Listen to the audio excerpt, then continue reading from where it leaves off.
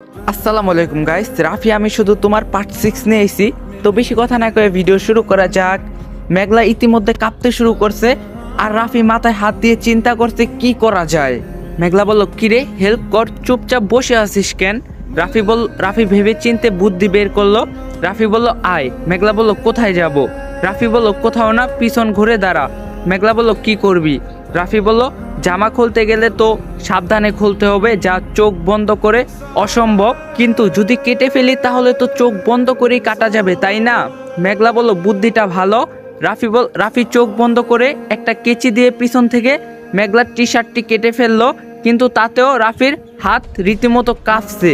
মেঘলা রাফির অবস্থা দেখে হাসিতে রীতিমতো গড়াগড়ি খাচ্ছে। রাফি চোখ বন্ধ রেখেই বলল, এতে হাসির কি হলো? মেঘলা বলল, আচ্ছা তুই তো চোখ বন্ধ করে জামাটা খুলে দিলি, কিন্তু পরাবি কি করে? এখন তো দেখতেই হবে, তাই না? রাফি বলল, নির্লজ্জ বেহায়া মেয়ে। রাফি অপমান করার জন্য কথাগুলো বললেও মেঘলা গায়ে লাগায় না, সে এক নাগারে হেসেই চলছে। রাফি বলল, শোন, তোকে আমি চাদর দিয়ে মুড়িয়ে রাখবো, ড্রেস পরাবো না, তবুও তোকে আমি দেখবো না।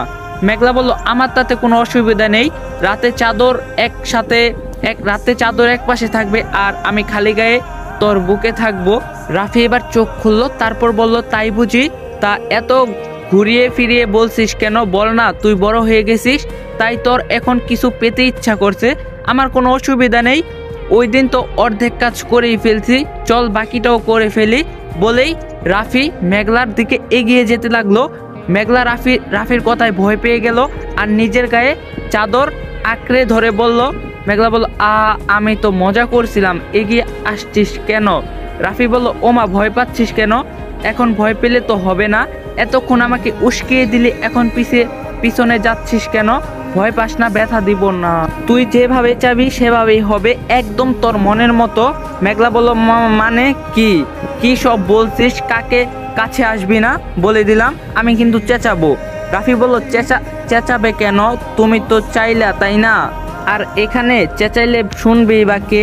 এমন করতে হয় না বেবি, কাছে আসো। তখন মেঘলা বলল, আমি এসব করতে চাই না, আমি শুধু তোকে একটু জ্বালাতে চেয়েছিলাম, ভুল হয়ে গেছে, মাফ করে দে আমায়, আর করব না। রাফি বলল, ফাউল মেয়ে, মনে থাকবে তো?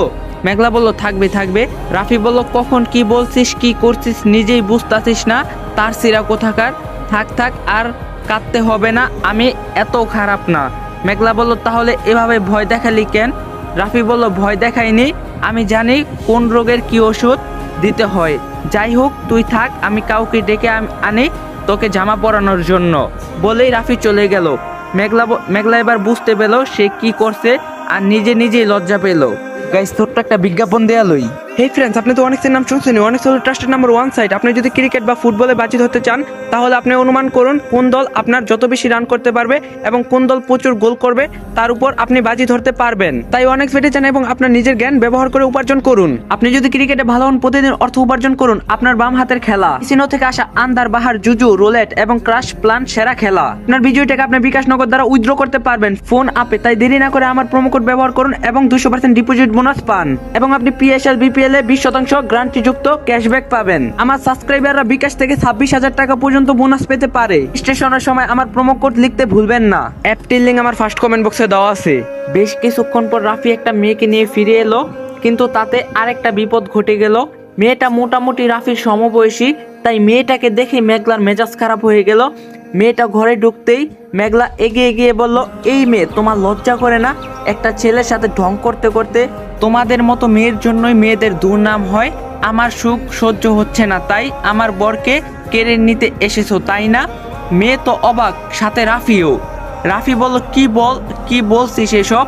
আপু আপনি কিছু মনে করবেন না, আসলে ও এমনই। মেঘলা বলল, তুই আমাকে ধমক দিলি, তাও এই মেয়েটার জন্য? কতদিন ধরে চলছে এসব? এই জন্যই আমাকে এত ইগনোর করিস? আমার চেয়ে ভালো দেখতে, তাই না? ঠিক আছে, মনে রাখিস, আমিও একদিন সুন্দরী হব, তখন তোকে ইগনোর করব। থাক তুই তোর সুন্দরীকে নিয়ে, আমি চলে যাচ্ছি। রাফি বলল, জীবনে বহু পাগল দেখছি, কিন্তু তোর মতো এক পিছু দেখি নাই। যাচ্ছিস ভালো কথা, চাদর পরে না, জামা পরে যা। আর ইনি আমার প্রেমিকা নয়, তোকে জামা পরিয়ে দিতে এসেছিলেন। মেঘলা বলল, মিথ্যা সান্ত্বনা দিবি না? জামা পরানোর জন্য কোনো মহিলাকে নিয়ে আসতি, মেয়ে আনলি কেন তুই? তুই একটা বেঈমান, আমার ভালোবাসার মূল্য দিলি না, দেখে নিস তোর কখনো ভালো হবে না। অভিশাপ দিলাম, তোর 12টা বাচ্চা হবে, সবগুলো দেখতে উগান্ডার মতো হবে। কথাগুলো শুনে মেয়েটা হাসতে হাসতে বলল, আপনারা জিএফবিএফ কিন্তু বেশ ইন্টারেস্টিং ভাইয়া, তবে পিচ্ছি। এবার মেঘলার কাছে গিয়ে বলল, বোকা মেয়ে, ওনার যদি আমার সাথে সম্পর্কই থাকতো তাহলে কি তোমার কাছে আমাকে নিয়ে আসতো, লুকিয়ে লুকিয়ে প্রেম করতো, বুঝছো? মেঘলা বলল, ও আচ্ছা, তার মানে ও যখন কলেজে যায় আমাকে না জেনে প্রেম করতে পারে, তাই না? রাফি বলল, হয়ে গেল আপু, মাফ চাই, ওর ড্রেস চেঞ্জ করতে হবে না, আপনি যান, ওইভাবেই থাকুক। মেঘলা বলল, মোটেও না, তুমি যেও না গো, এসো গল্প করি, তুমি মেয়েটা ভালো। তখন রাফি বলল, কিছু বলার নেই আমার মনে হয় না তুই জীবনও ঠিক হবি। মেয়েটা মেঘলার জামা পরিয়ে দিল। এর মধ্যে মেঘলা রাফির নামে 1000টা অভিযোগ করে ফেলছে। মেয়েটাকে এগিয়ে দিতে গেল রাফি বলল, আপনি কিছু মনে করেন নাই তো আপু? মেয়েটা বলল, মেঘলা আসলেই লাকি, এমন একটা বয়ফ্রেন্ড পেয়েছে, সহজে পাওয়া যায় না, আপনি কত খেয়াল রাখেন ওর। রাফি বলল, ও আমার জীবনের সাথে মিশে গেছে, ওকে ছাড়া আমি নিজেকে ভাবতেও পারি না। তখন মেয়েটা আবার বলল, আসলে ও আপনাকে একটু বেশি ভালোবাসে, তাই আপনার পাশে কাউকে মানতে পারে না। তখন রাফি মেয়েটাকে দিয়ে বাসায় আসার সাথে সাথেই, মেঘলা, আমি আর রিস্ক নিতে পারবো না। রাফি বলল, কিসের রিস্ক? মেঘলা বলল, তুই আজ আমাকে বিয়ে করবি। রাফি বলল, বিয়ে করবো মানে? মেঘলা বলল, তুই কবে কোন মেয়ের পাল্লায় পড়ে যাবি, এসব আমি মানতে পারবো না, এখনই 3বার কবুল বল। রাফি বলল, এর আগেও বহুবার বলছিলাম। মেঘলা বলল, আজ আবার বল। রাফি বলল, পারবো না। তখন মেঘলা বলল, কেঁদে ফেলবো কিন্তু। রাফি বলল, আচ্ছা বাবা, কবুল কবুল কবুল। মেঘলাও বলে ফেললো। মেঘলা বলল, আজ থেকে তুই আমায় বউ বলে ডাকবি। রাফি বলল, আচ্ছা ডাকবো। কেটে গেছে অনেক দিন, মেঘলার হাত ঠিক হয়ে গিয়েছে। এই দিনগুলো রাফি মেঘলার খুব যত্ন নিয়েছে, একজন স্বামীর যা যা দায়িত্ব সব মোটামুটি পালন করছে। মেঘলাকে খাইয়ে দেওয়া, ঘুম পাড়িয়ে দেওয়া, গা মুছিয়ে দেওয়া, সব কিছু করছে রাফি। তাই সে সিদ্ধান্ত নিয়েছে, যখন নিজের পায়ে দাঁড়াবে সে মেঘলাকেই বিয়ে করবে, কারণ মেঘলার সাথে তার অনেকটা ঘনিষ্ঠতা হয়ে গিয়েছে। মেঘলা শহরে ফিরে এসেছে বেশ কিছুদিন আগে। রাফি বাসায় বলছে ট্যুরে ছিল, আর মেঘলা হোস্টেলে থাকে, তাই নাবিল ছাড়া আর কেউ জানে না যে আকাশ মেঘলা একসাথে ছিল, ভালোভাবেই দিন কাটছিল। কিন্তু একদিন সকালে রাফির ফোন আসলো। রাফি বলল, হ্যাঁ বল মেঘলা।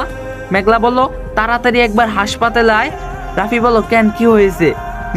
এবার মেঘলা কেঁদে ফেললো। রাফি বলল, কি হয়েছে মেঘলা? মেঘলার কান্নার জন্য কিছু বলতে পারলো না রাফি। ফোন রেখে হাসপাতালের উদ্দেশ্যে রওনা দিল। গিয়ে দেখলো মেঘলা বসে বসে কাঁদছে। রাফি গিয়ে বলল, কিরে নেকারানি, আবার কি হলো? তখন মেঘলা বলল, ডাক্তার ম্যাম তোকে ডাকছে, ভিতরে যা ভাইয়া। রাফি বলল, কি এমন করছিস বলতো? আচ্ছা চল গিয়ে দেখি। বলে মেঘলাকে নিয়ে রাফি ডাক্তারের রুমে গেল। রাফি বলল, আসতে পারি? ডাক্তার বলল, হে এসো। রাফি আর মেঘলা ভিতরে গেল। ডাক্তার রাফির দিকে তাকিয়ে অবাক হয়ে বলল, তুমি রাফি? রাফি বলল, জি হ্যাঁ, কিন্তু কেন ম্যাম? ডাক্তার বলল, না মানে তুমি এত ছোট সেটা আমি এক্সপেক্টও করি নাই। মেঘলা তো তোমার ছোটর চেয়েও ছোট, আবার তুমিও ছোট। মেঘলা আমাকে সব বলছিল, এখন বুঝতে পারছি এটা কম বয়সে ভুল ছাড়া কিছুই না, কিন্তু যা হয়েছে খুব খারাপ হয়েছে। রাফি বলল, ভুল মানে কি হয়েছে ম্যাম? আমি তো কিছুই বুঝতে পারছি না। কিরে মেঘলা কিছু না বলে নিচ দিকে তাকিয়ে চোখের পানি ফেলছে।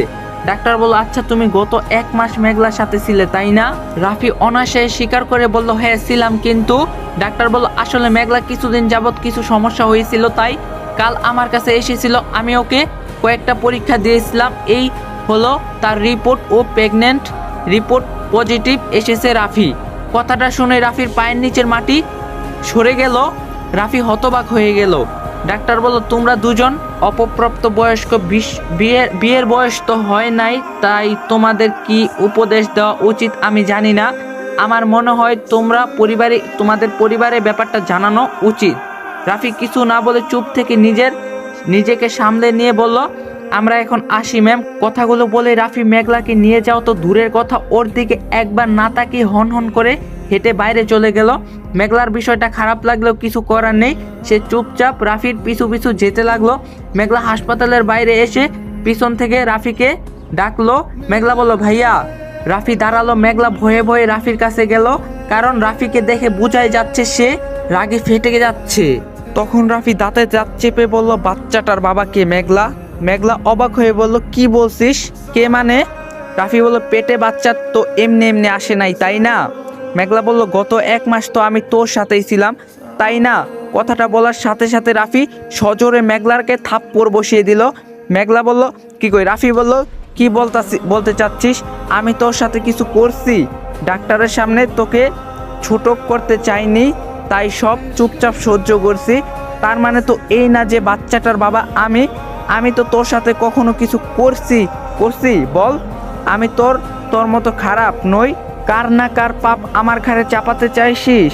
মেঘলা গালে হাত দিয়ে বলল আমি হয়তো প্রমাণ দিতে পারবো না, কারণ তুই কখন কিভাবে সুযোগ নিয়েছিস আমি জানি না, কিন্তু এটা তো জানি আমি জ্ঞান থাকা অবস্থায় কারোর সাথে কিছু করিনি। আর আমি এটাও জানি আমি এতদিন তোর সাথেই ছিলাম। তুই হয়তো আমার ঘুমের সুযোগ নিয়েছিস, ডাক্তার তো আমাকে ঘুমের ওষুধ দিয়েছিল, তাই না? তুই হয়তো সেই সুযোগটাই নিয়েছিস, আর এখন ফেসে গিয়ে অন্য সব ছেলেদের মতো নিজের পাপ ঝেড়ে ফেলতে চাইছিস, তাই তো? রাফি আবারও মেঘলাকে থাপ্পড় মারলো। এবার মেঘলা ছিটকে পড়ে গেল, ঠোঁট কেটে রক্ত পড়তে শুরু করলো। আসসালামু আলাইকুম গাইস, এই পার্টটা একটু ছোট হয়ে গেছে, তো এই ভিডিও লাইক টার্গেট 3K। যদি 3K লাইক আজকের ভিডিও কমপ্লিট করে দিতে পারেন তাহলে কালকেই নেক্সট পার্ট দিয়ে দিন। তো ভিডিওটা সবাই ফটাফট লাইক করেন, চ্যানেলে নতুন থাকলে অবশ্যই চ্যানেলটা সাবস্ক্রাইব করে দিবেন। দেখা হইতেছে নেক্সট পার্টে। সবাই ভালো থাকবেন, সুস্থ থাকবেন, আল্লাহ হাফেজ।